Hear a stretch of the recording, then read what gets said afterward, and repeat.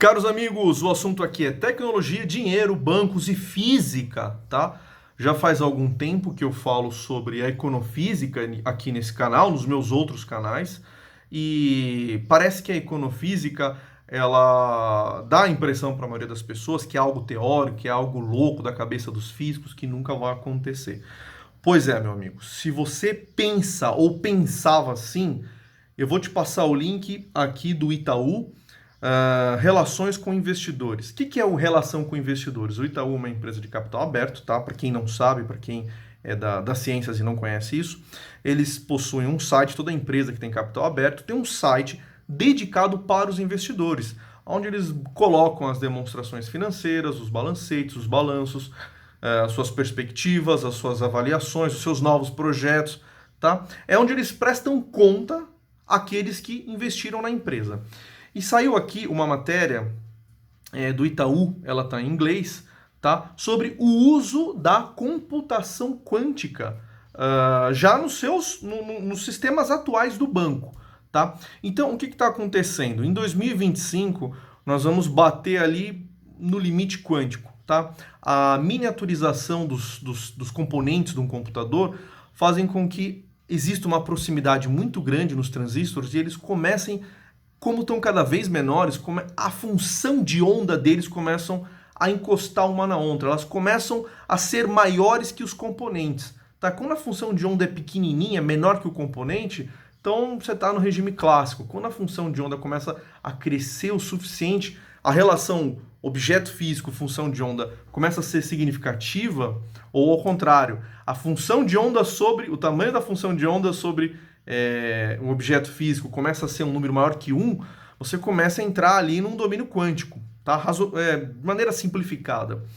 E você vai ter uma nova computação. E os computadores quânticos surgiram, então, cara, eles já existem e o que vai acontecer daqui para frente é uma revolução na tecnologia. Agora, a indústria não pode ficar parada. Não é porque nós não temos ainda comercialmente bons computadores quânticos é que esses caras vão ficar parados. Tá?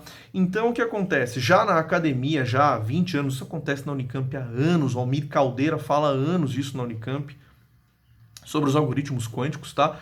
Hoje tem um professor César lá, o César Aguiar, Marcos Aguiar, ele faz um trabalho fantástico de divulgação de computação quântica e algoritmos quânticos, tá? Eles já perceberam que as coisas vão mudar. Tá? Por exemplo, hoje a segurança de uma senha no mercado financeiro, no banco, no seu e-mail, ela está assegurada pela dificuldade de você computar produtos de números primos. Tá? Simples assim. Só que isso vai mudar com a computação quântica. Os algoritmos quânticos são muito espertos. Tá? Se você pega um passeio aleatório quântico, ele se espalha muito mais rápido que um passeio aleatório clássico. Tá? Então, se eu precisar descobrir aonde está a resposta e eu mandar o meu algoritmo buscar ela classicamente, ele vai se espalhando com a raiz quadrada do tempo. Tá? O algoritmo quântico ele se espalha muito mais rápido, ele consegue analisar muitas alternativas ao mesmo tempo. Então, muda todo o parâmetro. Agora, o que eu estou dizendo aqui não é só na questão de segurança, é na questão de performance, retenção de clientes, tá? Melhoria do balanço da empresa, melhoria de negócios, análise de risco de crédito. É isso que o Itaú foi fazer nos Estados Unidos com uma empresa chamada Keysilware, tá? Eu acho que é assim que fala. E eu vou deixar aqui o link para vocês. Então eles mandaram uma base de dados grande, tá? Anônima para essa empresa, e eles conseguiram desenvolver um algoritmo quântico para melhorar a eficiência do banco. Então eles tinham uma eficiência ali num trabalho que eles faziam. Não está muito claro o que era. Deixa eu ver aqui. Eu acho que era para liberação de crédito. A eficiência era de 71%. Usando a computação, os algoritmos quânticos, foi para 77,5%. E veja, nem estão usando propriamente a computação quântica nos computadores quânticos.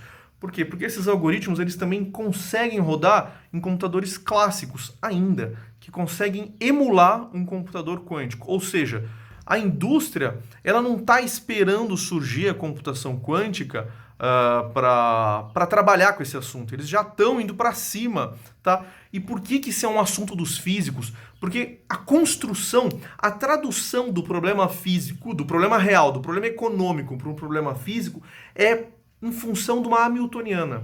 Tá? Então você vai construir uma hamiltoniana que vai emular o seu problema real. E os princípios variacionais são aqueles que vão minimizar ou maximizar essa hamiltoniana.